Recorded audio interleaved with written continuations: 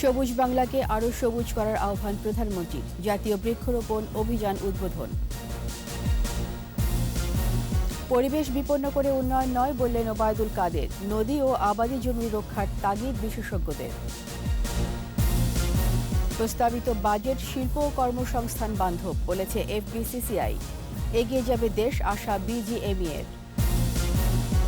করোনায় বেড়েছে মৃত্যু ও শনাক্তের হার। 13 জুন আসছে চীনের 6 লাখ উপহারের টিকা।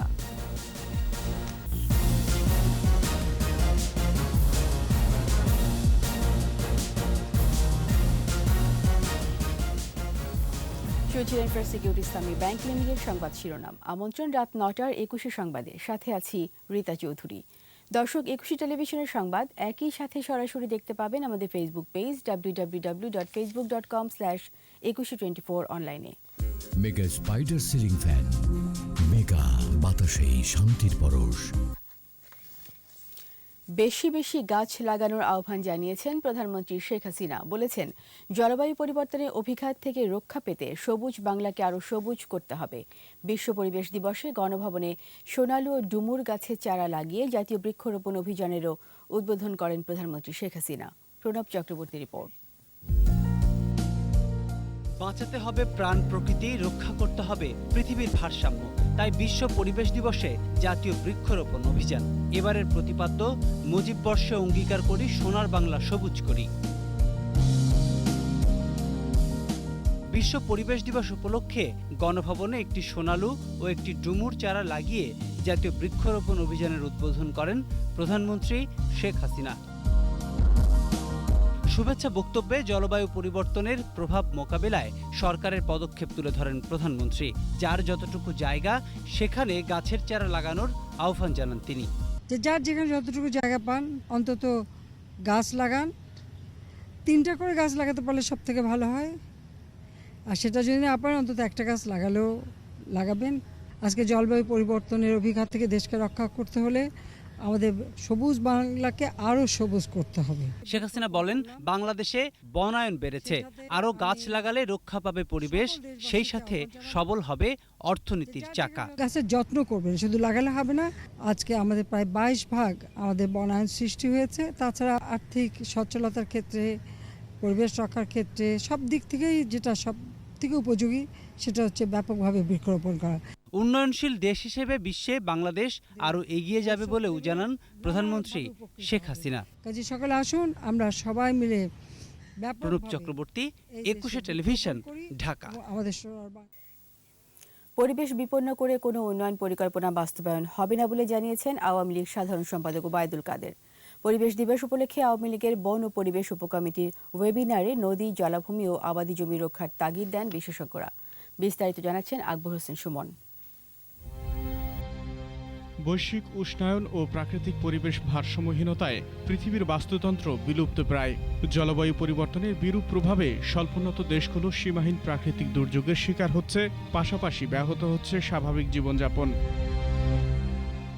বিশ্ব পরিবেশ দিবসে বাংলাদেশ আওয়ামী লীগের বন ও পরিবেশ বিষয়ক উপকমিটির বাস্তুতন্ত্র পুনরুদ্ধার বিশ্ব ও বাংলাদেশ প্রেক্ষাপট শীর্ষক ওয়েবিনার বঙ্গবন্ধু এভিনিউর কেন্দ্রীয় কার্যালয়ে এ আয়োজনে যুক্ত হন বিশেষজ্ঞরা।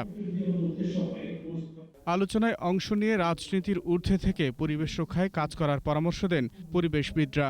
এই 1% হারে প্রতি বছর জমি, কিছু জমি অকৃষি হবে, এটা কোনোভাবেই আমাদের করতে দেওয়া যাবে না। এই জায়গায় শিল্প অপরিশোধিত ব্যবস্থার কারণে আমাদের এগুলো ধ্বংস হবে, এটা হতে দেওয়া যায় না।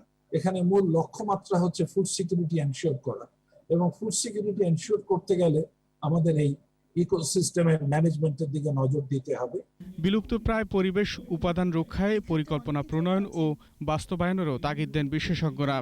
গত কয়েক দশকে বাংলাদেশ সহ বিশ্বের অনেক দেশে অতিরিক্ত নগরায়ন এবং ব্যারাজ ও ড্যাম নির্মাণের দরুন নদ নদী ও প্লাবনভূমির ব্যাপক পরিবর্তন হয়েছে। তারা এমন কোনো পরিকল্পনা করবেন না যেখানে পরিবেশের ক্ষতি হয়।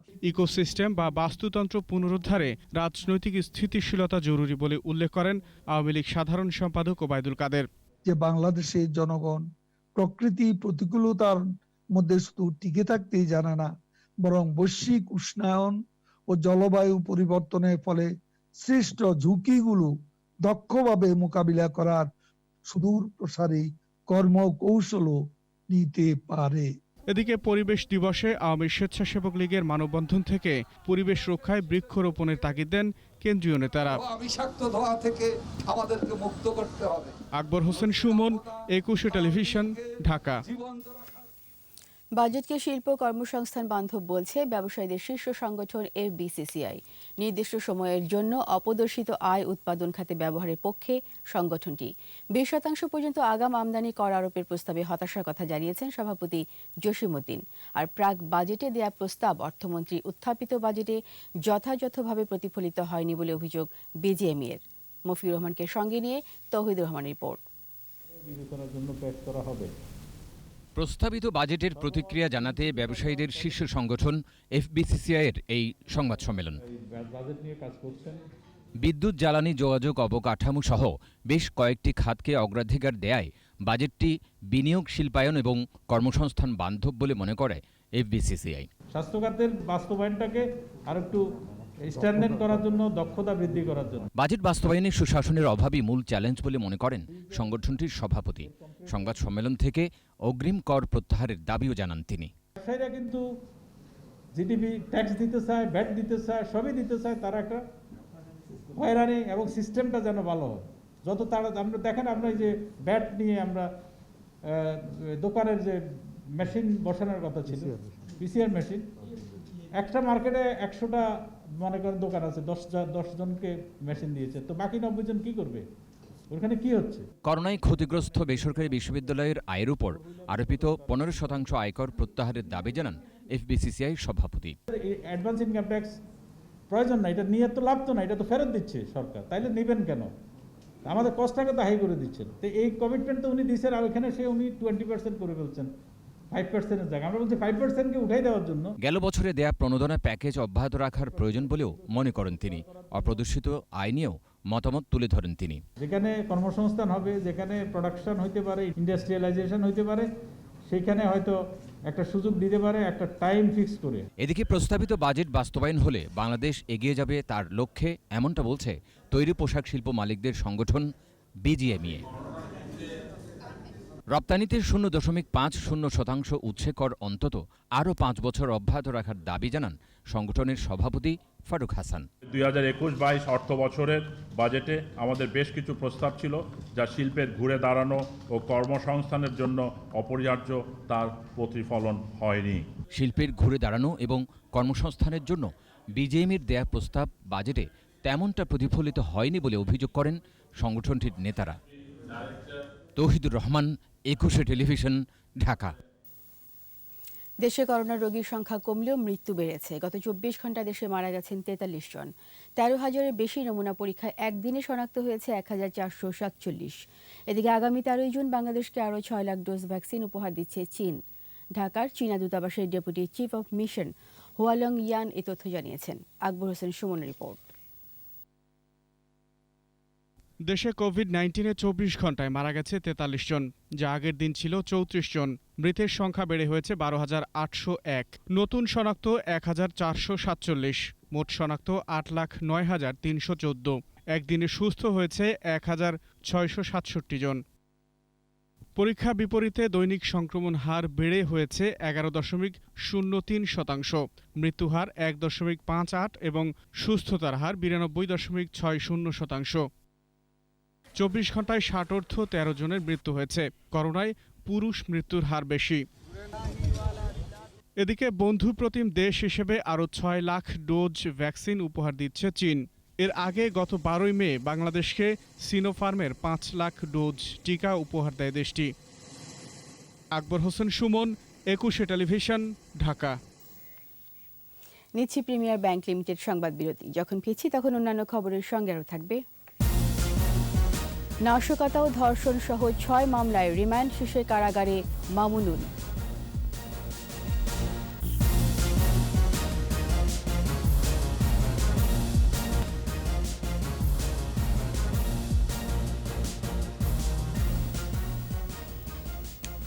আবার আমন্ত্রণ রাত 9টার 21 সংবাদে।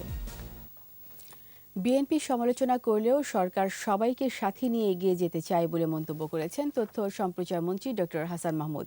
বিশ্ব পরিবেশ দিবস উপলক্ষে বাংলাদেশ টেলিভিশন চট্টগ্রাম কেন্দ্র আয়োজিত সুধী সমাবেশ ও বৃক্ষরোপণ অনুষ্ঠানে যোগ দেন মন্ত্রী।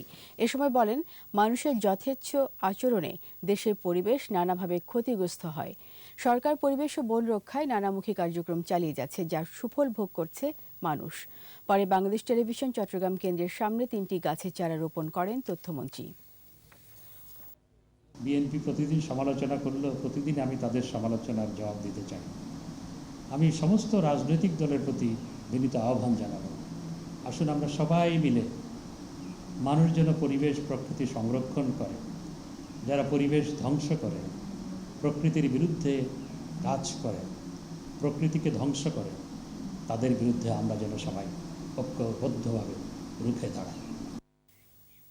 পরিবেশ ও প্রকৃতি রক্ষায় প্রস্তাবিত বাজেটে সরকারের বরাদ্দ স্পষ্ট নয় বলে মন্তব্য করেছেন বিএনপির মহাসচিব মির্জা ফখরুল ইসলাম আলমগীর। দুপুরে বিশ্ব পরিবেশ দিবস উপলক্ষে আলোচনায় মির্জা ফখরুল বলেন, জনগণের সঙ্গে সরকারের কোনো সম্পর্ক নেই, তাই দায়িত্ববোধ নেই। বাজেটের সমালোচনা করে তিনি বলেন, করোনাকালে বাজেটে মানুষ বাঁচানোর চিন্তা না করে ব্যবসায়ীদের সুবিধা দেওয়া হয়েছে। এ সময় দলীয় নেতাকর্মীদের হতাশ না হয়ে ঐক্যবদ্ধ থাকারও আহ্বান জানান বিএনপি মহাসচিব।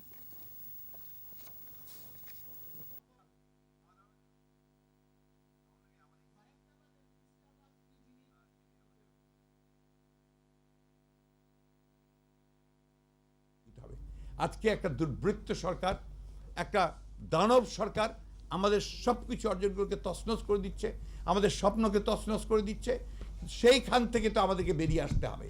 তার জন্য আমাদেরকে শুধুমাত্র হাত পা ছড়িয়ে হবে না, পরিকল্পিতভাবে হাত পা ছুটতে হবে এবং পরিকল্পিতভাবে সংগ্রামের মধ্যে দিয়ে যেতে হবে। আর হতাশা শব্দটাই মাথার মধ্যে আনবেন না। নাশকতা ও ধর্ষণ সহ 6 মামলার রিমান্ড শেষে হেফাজতে বিলুপ্ত কমিটির যুগ্ম মহাসচিব মামুনুল হককে কারাগারে পাঠানোর নির্দেশ দিয়েছেন আদালত। রিমান্ড শেষে মামুনুলকে নারায়ণগঞ্জের সিনিয়র জুডিশিয়াল ম্যাজিস্ট্রেট কাউসার আলমের আদালতে হাজির করা হয়। শুনানি শেষে আদালত তাকে কারাগারে পাঠানোর আদেশ দেন। সহিংসতার 2 মামলায় মামুনুলকে 6 দিনের রিমান্ড দেয় সিআইডি। আরেক মামলায় 3 দিনের রিমান্ডে নিয়ে জিজ্ঞাসাবাদ করে পিবিআই। এর আগে মামুনুলকে তার কথিত দ্বিতীয় স্ত্রী জান্নাত আরা ঝর্ণার ধর্ষণ মামলা সহ 3 মামলায় 9 দিনের রিমান্ড নেওয়া হয়।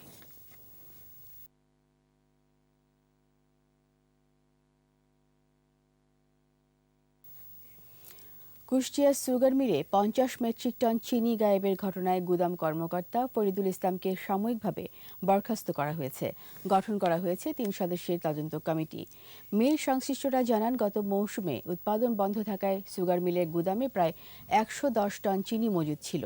গত বৃহস্পতিবার মিলের কর্মকর্তারা স্টক রেজিস্ট্রারের সঙ্গে মজুদ চিনির পরিমাণ মেলাতে গিয়ে দেখেন 50 টন কম। এ ঘটনায় গুদাম কর্মকর্তা ফরিদুল ইসলামকে সাময়িক বরখাস্ত ও 3 সদস্যের তদন্ত কমিটি গঠন করা হয়েছে। সিবিআই নেতারা ঘটনার সুষ্ঠু তদন্ত দাবি করেছেন।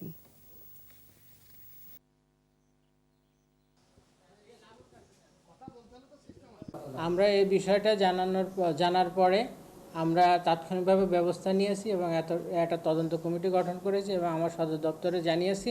এটা পরবর্তী তদন্ত কমিটি আমার সদর দপ্তর প্রয়োজনীয় ব্যবস্থা গ্রহণ করবে। আর এর সাথে শেষ করছি রাত 9টার 21 সংবাদ। যাবার আগে ফার্স্ট সিকিউরিটি ইসলামী ব্যাংক লিমিটেড সংবাদ শিরোনামগুলো আরও একবার। সবুজ বাংলাকে আরও সবুজ করার আহ্বান প্রধানমন্ত্রীর, জাতীয় বৃক্ষরোপণ অভিযান উদ্বোধন। পরিবেশ বিপন্ন করে উন্নয়ন নয় বললেন ওবায়দুল কাদের, নদী ও আবাদি জমি রক্ষার তাগিদ বিশেষজ্ঞদের। প্রস্তাবিত বাজেট শিল্প কর্মসংস্থান বান্ধব বলছে এফবিসিসিআই, এগিয়ে যাবে দেশ, আশা বিজেএমইএর। করোনায় বেড়েছে মৃত্যু ও শনাক্তের হার, 13 জুন আসছে চীনের 6 লাখ উপহারের টিকা।